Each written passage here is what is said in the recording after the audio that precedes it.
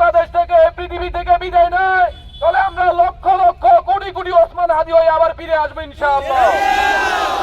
আজাদি আজাদি আজাদি আজাদি আজাদি একটা একটা লিখবো লাইলা লাইলা জামাই কর একটা একটা লিখবো আল্লাহু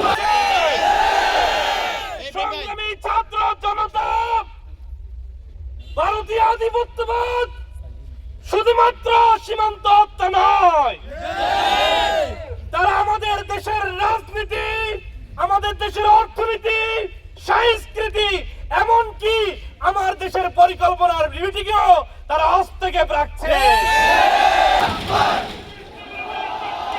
জিন্দাবাদ জিন্দাবাদ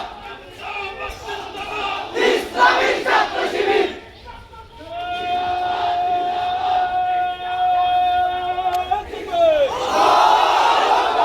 দেশের প্রতিবাদী ভাইদেরকে হত্যা করার মাধ্যমে তারা আমাদেরকে রুখে দেবে, তারা মনে করে নাই, তারা বলে গেছে বাংলাদেশের ইতিহাস রক্তের ইতিহাস, বাংলাদেশের ইতিহাস স্বাধীনতার ইতিহাস, বাংলাদেশের ইতিহাস শহীদের ইতিহাস।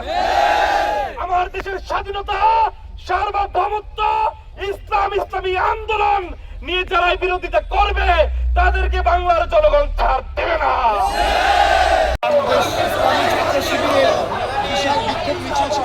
ইসলামী ছাত্র শিবিরের উদ্যোগে বিশাল বিক্ষোভ মিছিল থেকে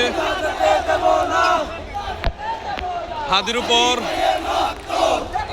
সন্ত্রাসী হামলা ও খুনিদের বিচারের দাবিতে ওসমান হাদিদের মতো বিপ্লবী কণ্ঠস্বর কখনো মরে না, তারা জীবিত থাকে বিপ্লবীদের কণ্ঠস্বর হয়ে।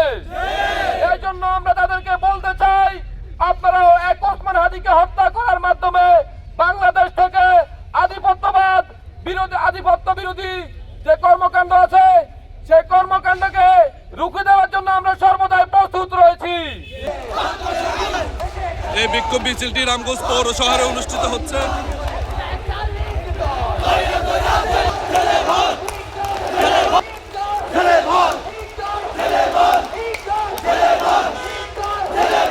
যারা হৃদকম্প ইনকিলাব মঞ্চের মুখপাত্র ওসমান হাদিকে গুলি করে প্রকাশ্য দিবালোকে হত্যা করেছে, আমরা এর তীব্র নিন্দা এবং প্রতিবাদ জানাই।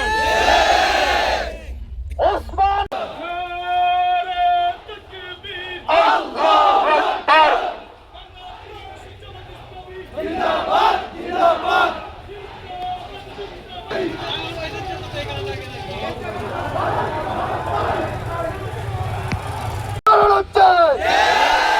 প্রত্যেকটা ছাত্র জনতার হৃদয়ে রক্তক্ষরণ হচ্ছে।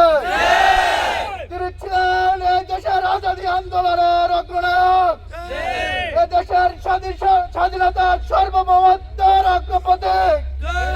তাকে হত্যা করার মাধ্যমে আমাদের এ দেশের স্বাধীনতা সার্বভৌমত্বকে বুলন্ড করার যে নীল নকশা, যে পাইতারা আপনারা করছেন, এ দেশের ছাত্র জনতা জাগ্রত থাকতে সেটা কখনোই হতে দেবে না।